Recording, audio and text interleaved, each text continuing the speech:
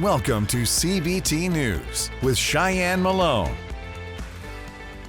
Good morning, everyone. Welcome back to CBT News. I'm Shyann Malone. Thanks so much for watching. And now here's today's top stories. After years of speculation, secret developments, and numerous leadership changes, Apple is reportedly discontinuing its car project, known internally as Project Titan.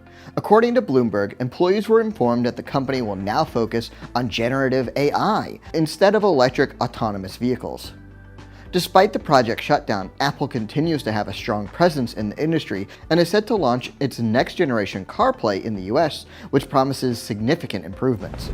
Elon Musk recently announced some significant details about the upcoming Tesla Roadster on X. Produced in partnership with SpaceX, Tesla plans to start shipping the all-electric supercar next year. According to Musk, the vehicle will be capable of going 0 to 60 in less than 1 second.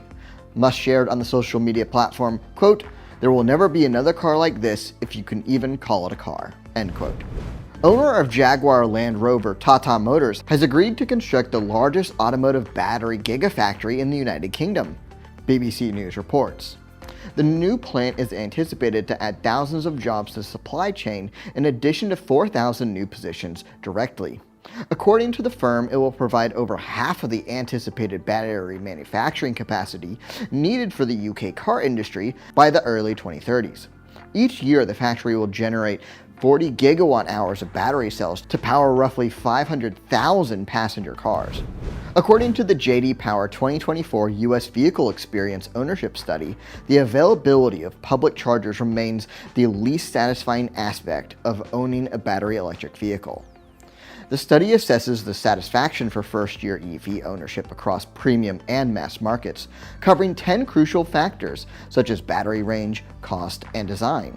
The BMW i4 ranked the highest in the premium segment with a score of 800, followed by Rivian's R1T and R1S models. The Mini Cooper Electric still leads in the mass market segment, with Ford and Hyundai close behind.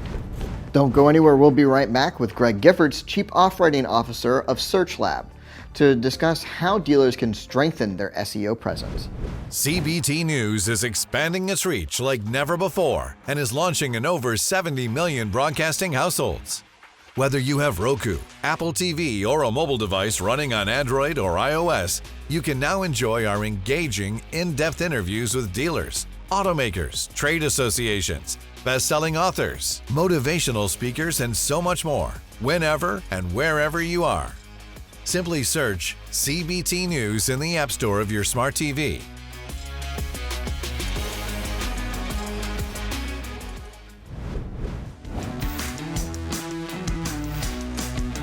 Now, what's working in today's dealerships, right, in the area when it comes to SEO?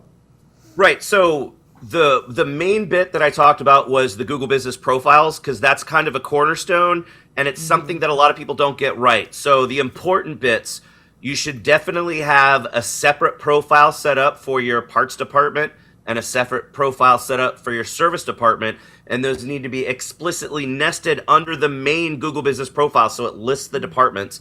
That's hugely important. The data definitely backs up that category selection is very influential in the searches that you'll show up for. There are 10 category slots that dealers can choose.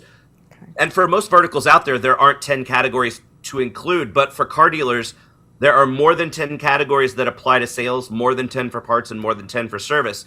So the dealers that are doing well are the ones that select all 10 categories. And they're also very careful with the first category that they choose, because the algorithm puts a lot more weight into the primary Google Business Profile category. So there was a lot of really compelling data there that really proved that that was hugely influential.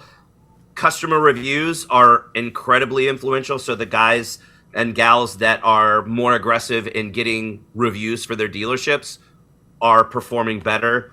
There was some great stuff in there too, where I partnered with a couple of other tool sets to not just look at the business profile, but to look at the website. So we could look at the average word count on the homepage of the website and the average load speed and how many links are pointed at the dealership website from other websites. So it was a kind of a Google Business Profile focus, but we looked at a lot of different SEO factors, and for all but maybe 10% of the factors, everything worked as you would expect. All of the best practices that you have heard over and over again throughout the years from myself and from other people up on stage, those things really do matter.